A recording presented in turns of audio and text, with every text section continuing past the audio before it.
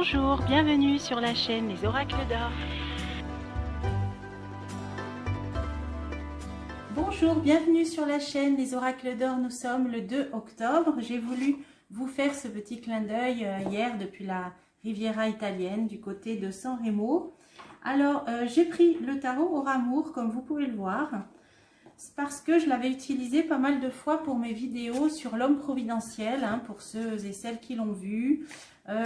Alors, cet homme providentiel, on a pu un petit peu en avoir plusieurs facettes, multiples facettes selon si on considère que ça peut être plusieurs personnes à plusieurs moments donnés, comme je le pense moi, qui ont agi à différents échelons, à différents endroits et à différents niveaux, donc hommes et femmes d'ailleurs, plus récemment. Alors, on peut penser, on a pu penser tour à tour à l'ours du pays du grand froid, on a pu penser à Mister D, on a pu penser au fameux capitaine français avec son franc libre. Récemment, on a Ségolène Royal. Alors, c'est plusieurs personnes qui peuvent jouer des rôles à différents niveaux. Alors, justement, et par rapport à cette situation-là de conflit, où on est un petit peu pris entre deux chaises, si on peut dire, avec autant n'emporte le vent. L'autant n'emporte le vent, là, c'est un petit peu plus mes références à Scarlett O'Hara, vous comprendrez. Donc, d'un côté, il y a le pays de l'oncle Sam avec l'autant n'emporte le vent, et puis l'ours, le pays du grand froid, puis nous, on est un peu au milieu. Et là, on me parle d'alchimie. Voilà, donc je voulais un petit peu essayer de demander que ce jeu, l'évolution pour nous par rapport à la France, par rapport à cette situation dans laquelle on est pris en sandwich, on peut dire, il me sort l'alchimie. Tiens, alors est-ce que ça parle de personnes, comme j'ai introduit la vidéo en parlant de l'homme, des femmes providentielles, et là j'ai la carte de l'alchimie, donc qui peut faire allusion à des personnes qui ont une certaine alchimie avec leur population, leur peuple, avec les personnes auxquelles elles s'adressent. C'est comme ça que je vois. Ça peut parler aussi de personnes attirées par l'occulte, l'occultisme, la spiritualité. Alors, on ne va pas axer sur une personne en particulier, homme ou femme. On va axer plutôt sur cette situation de conflit. Pour la France, que va-t-il en ressortir pour nous? Alors, pour ceux qui ont vu mes messages médiumniques, c'est vrai qu'il y a 8 mois, j'avais fait des vidéos suite à ces messages, pour confirmer avec le support des cartes. J'avais parlé de blackout, de coupure électrique. C'est vrai qu'à l'époque-là, personne n'y pensait trop.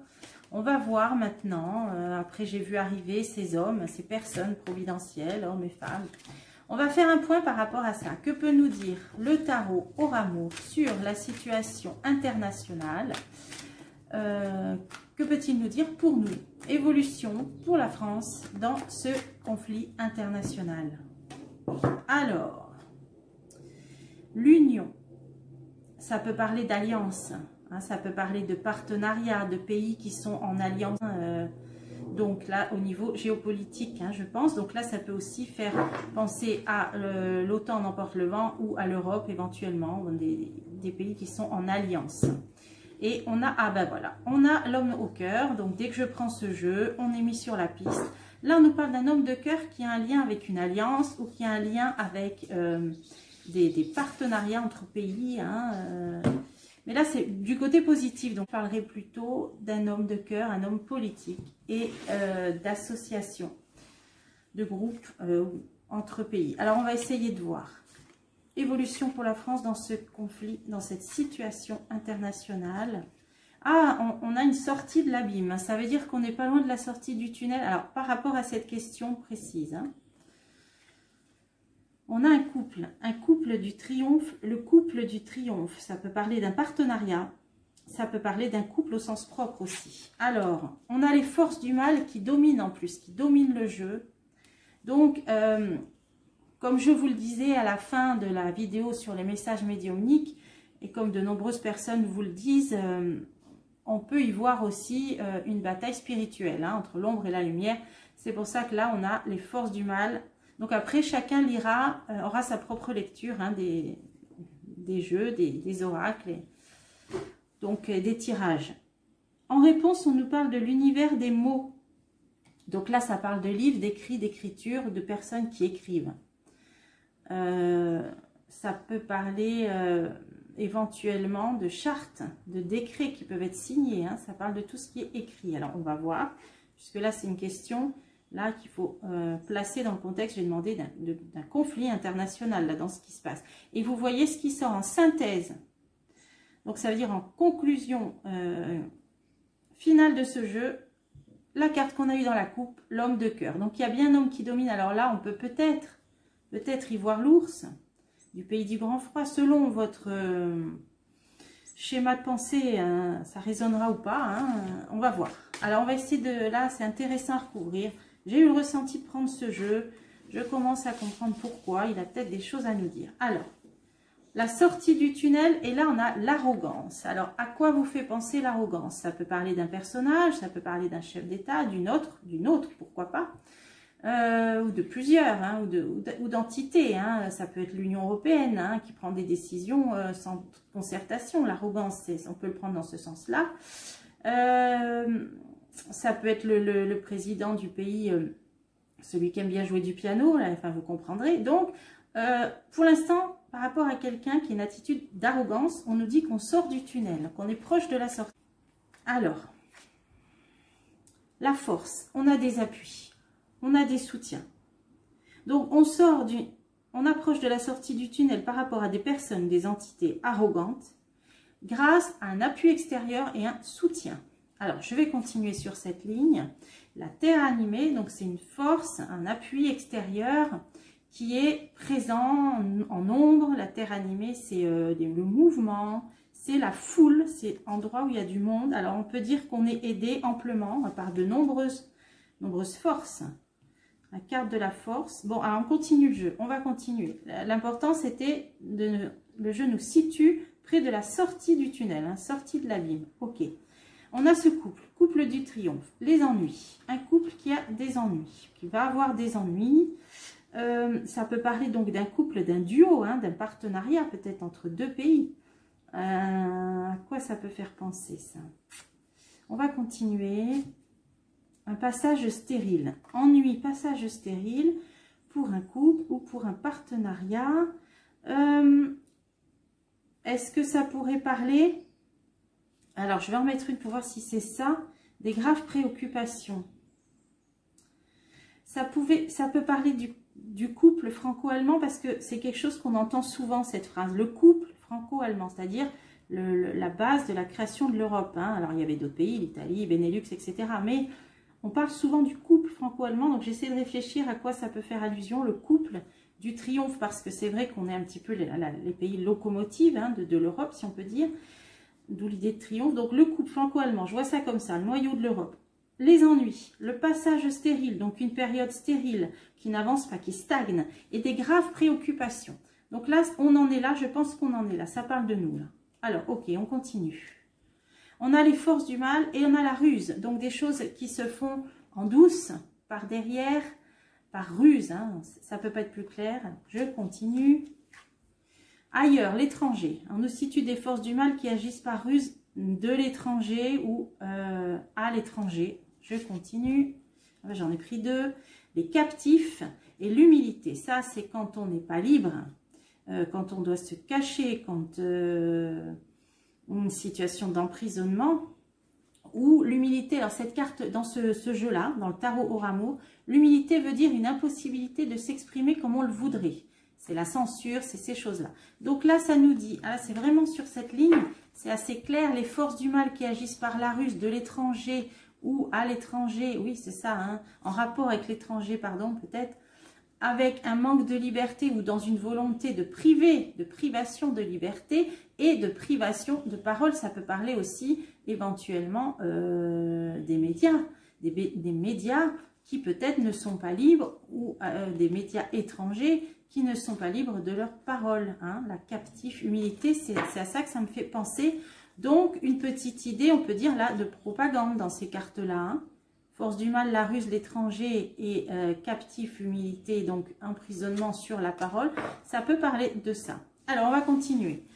L'univers des mots. Alors là, on est dans les écrits.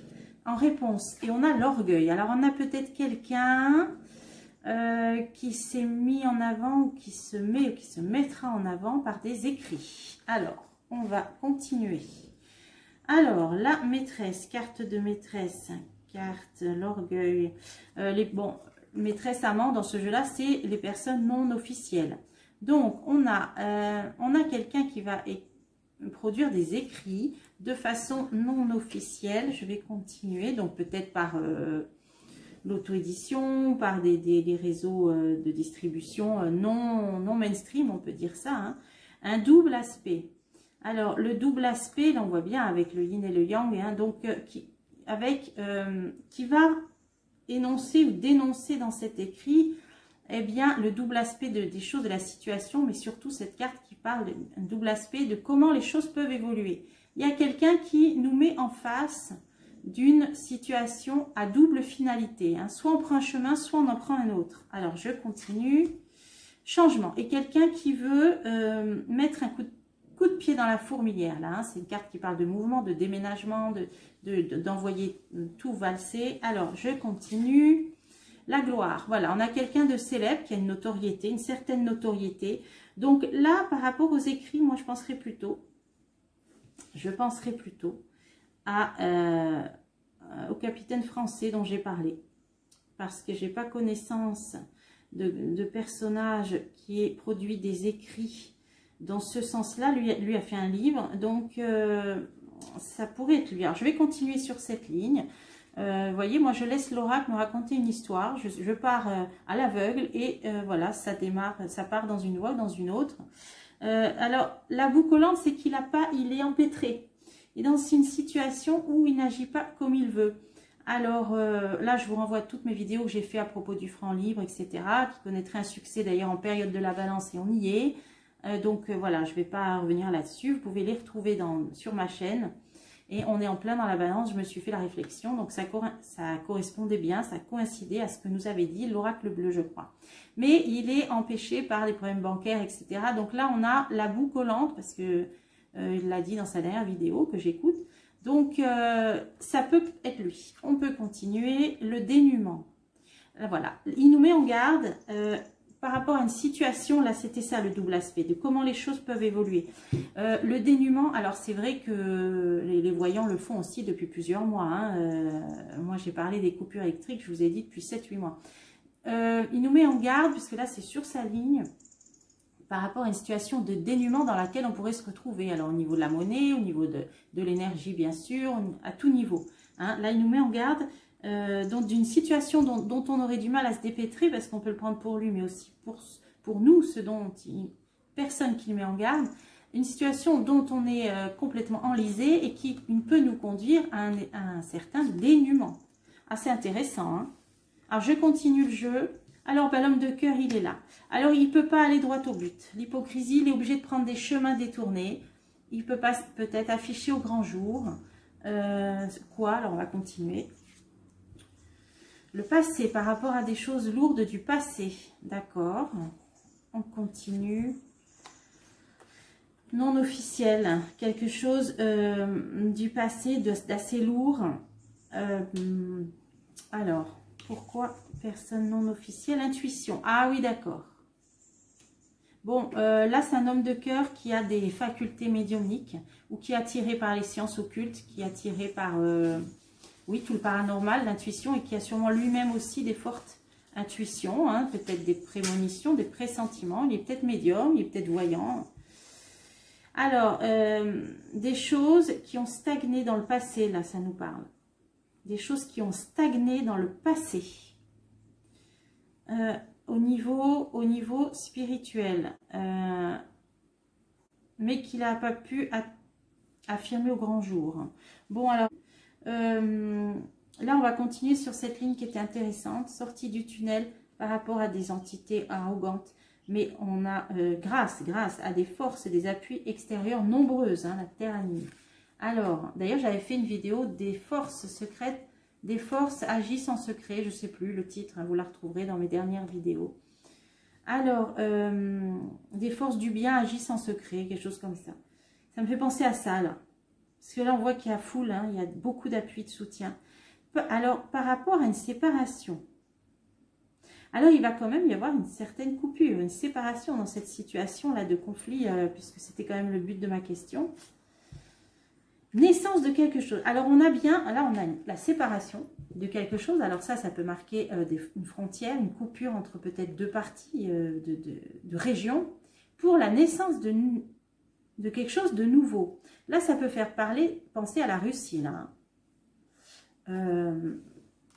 Pour une naissance, alors on va continuer. La pesée, c'est le jugement, c'est la pesée de l'âme, hein, les Égyptiens qui pesaient l'âme au moment de la mort pour justement une idée de karma, du jugement là. Hein. Là, on est dans une idée il y a une balance, de rééquilibrer les choses. D'ailleurs, l'ours du grand froid est du signe de la balance. Oui, on est bien là dans une idée peut-être, une volonté peut-être, de rééquilibrer les choses, de faire naître quelque chose de nouveau. Je pense que c'est la Russie là dont ça nous parle. Alors... Ah oui, l'œil de foudre, mais ça génère beaucoup de colère. Hein. Ce désir-là de faire naître quelque chose de nouveau, de plus équilibré, génère énormément, évidemment, de colère. On est bien dans le conflit, là. Hein. Alors, on est dans le conflit. La tristesse. La tristesse. Donc, il ne le vit peut-être pas si bien, cette situation-là. Hein. Les souvenirs, ça nous parle du passé. Souvenirs, tristesse, passé, une femme importante du passé. Tiens, il va y avoir une femme importante du passé qui va se manifester là, par rapport à ce conflit. Bon, ça peut être l'ancienne chancelière allemande, puisque j'ai entendu dire qu'elle essayait de préconiser, de calmer un peu les choses. Enfin, j'ai vu ça vaguement.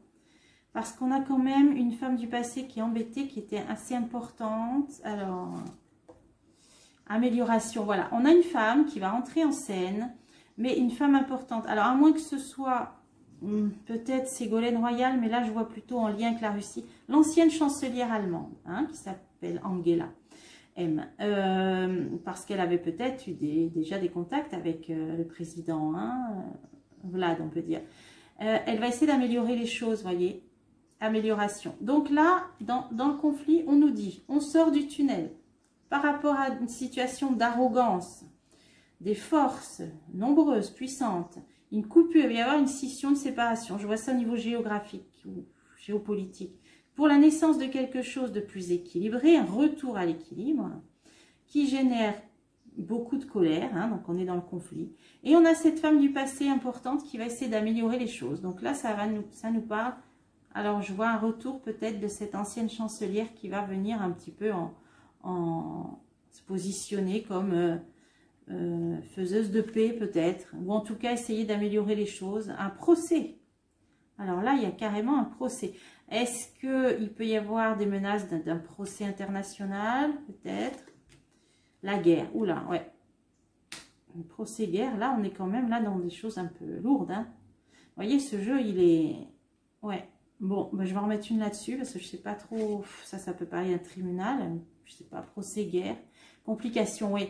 Elle va essayer, cette femme importante, d'améliorer les choses parce que elle voit une issue sinon qui ne serait peut-être pas favorable, hein, même à toutes les parties, hein, puisque si on va dans un procès, guerre, complication, elle sent peut-être que ça y est, le vent tournerait mal, donc peut-être pour ses intérêts aussi, je ne sais pas. Hein.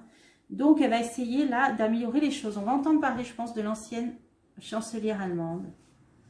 Est-ce qu'elle va rencontrer le président du pays du grand froid, peut-être? Est-ce qu'elle a fait une conférence? Je vois ça comme ça. Nous, en France, on a ce fameux capitaine-là qui met en garde, qui a écrit un livre, bah voilà, je pense que c'est ça, qui met en garde dans une situation qui nous enlise, donc, et qui va nous emmener dans ce qui peut nous emmener dans un certain dénuement. Hein, c'est l'idée aussi du franc libre. La gloire, c'est que sa notoriété va s'accroître, apparemment. Décrépitude, voilà, il décrit la situation là qui nous pend au nez. Hein. On a dénuement, décrépitude, ça peut pas être plus clair. Donc, le couple franco-allemand, là, c'est l'Europe. Vous voyez, bah, ça fait face. Je pense qu'il était vraiment question de ça, hein, de ce dont je parlais avec l'ancienne chancelière. Je pense, en tout cas, on a bien le couple là avec des graves préoccupations. Donc, France, Allemagne, l'Europe. Pas l'Europe, mais le centre, on va dire, vous m'avez compris, hein, le nid, ennui, passage stérile, grave préoccupation, c'est bien ça. Et là, en synthèse, alors en synthèse, ça nous parlait de cet homme de cœur. Et alors, je voulais finir, une fois n'est pas coutume, par de la bibliomancie. Alors, c'est le livre de Paulo Coelho, hein, un de mes auteurs préférés, Manuel du guerrier de la lumière. Je me suis dit, bon, c'est ô combien d'actualité, hein. Là, on était dans l'homme de cœur, donc on ne peut pas faire mieux. Je vais demander, pour les personnes qui regardent la vidéo, un conseil. Alors, pour ceux qui connaissent ce livre, chaque page, pardon, à gauche et à droite, a une sorte de citation, hein, que l'auteur fait sous forme de conseil philosophique.